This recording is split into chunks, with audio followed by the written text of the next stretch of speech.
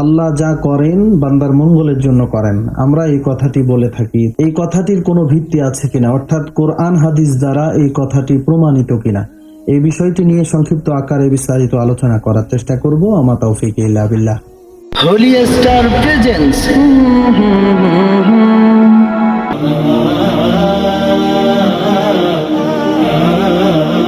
আসসালামু আলাইকুম ওয়া রাহমাতুল্লাহি ওয়া বারাকাতুহু।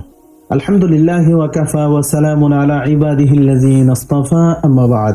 সম্মানিত দর্শক শ্রোতা, প্রিয় দিনী ভাই বোন, আশা করি আপনারা সকলে ভালো আছেন। আমিও আলহামদুলিল্লাহ ভালো আছি। তো আমরা সব সময় বলে থাকি যে আল্লাহ যা করেন মঙ্গলের জন্য করেন। হ্যাঁ, এই কথাটির ভিত্তি রয়েছে কোরআন হাদিস দ্বারা, এটা প্রমাণিত।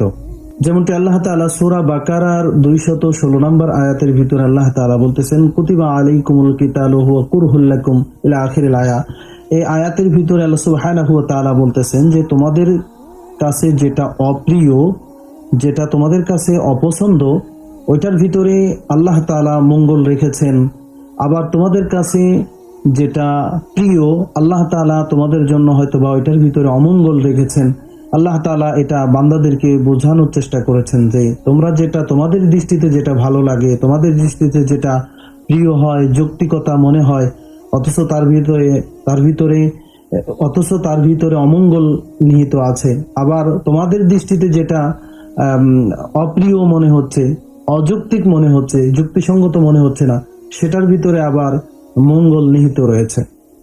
সুতরাং এই কথার যুক্তিকতা রয়েছে যে আল্লাহ যেটা করেন বান্দার মঙ্গলের জন্য করেন।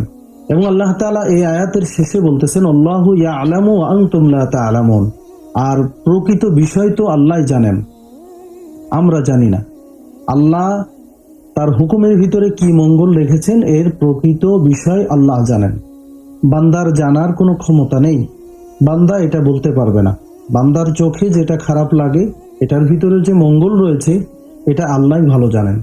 আল্লাহ প্রকৃতপক্ষে প্রকৃত অর্থে কি মঙ্গল রয়েছে এটা আল্লাহই ভালো জানেন। সুতরাং এই কথার ভিত্তি আছে যে আল্লাহ তাআলা বান্দার জন্য যা করেন তা মঙ্গলের জন্য করেন, এটার ভিত্তি রয়েছে।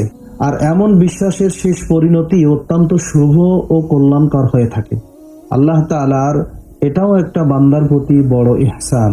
আশা করি আমরা বিষয়টি পরিষ্কারভাবে বুঝতে পেরেছি যে আমরা যে কথাটি বলি যে আল্লাহ যা করেন বান্দার মঙ্গলের জন্য করেন, এই কথাটির ভিত্তি রয়েছে, এই কথাটি কোরআন হাদিস দ্বারা প্রমাণিত, এ কথা বলাতে কোনো অসুবিধা নেই। আল্লাহ সুবহানাহু ওয়া তাআলা আমাদের সকলকে আমল করার তৌফিক দান করুন। ভিডিওটি শেষ করার আগে একটি অনুরোধ, ভিডিওতে একটি লাইক এবং মন্তব্যের ঘরে আপনার গুরুত্বপূর্ণ মন্তব্য পেশ করতে পারেন। আপনার লাইক এবং কমেন্ট এই ভিডিওটি আরেকজন মুসলিম ভাই বোনের কাছে পৌঁছানোর জন্য গুরুত্বপূর্ণ ভূমিকা রাখবে ইনশাআল্লাহ। জাযাকাল্লাহু খাইরান। আসসালামু আলাইকুম ওয়া রাহমাতুল্লাহি ওয়া বারাকাতুহু।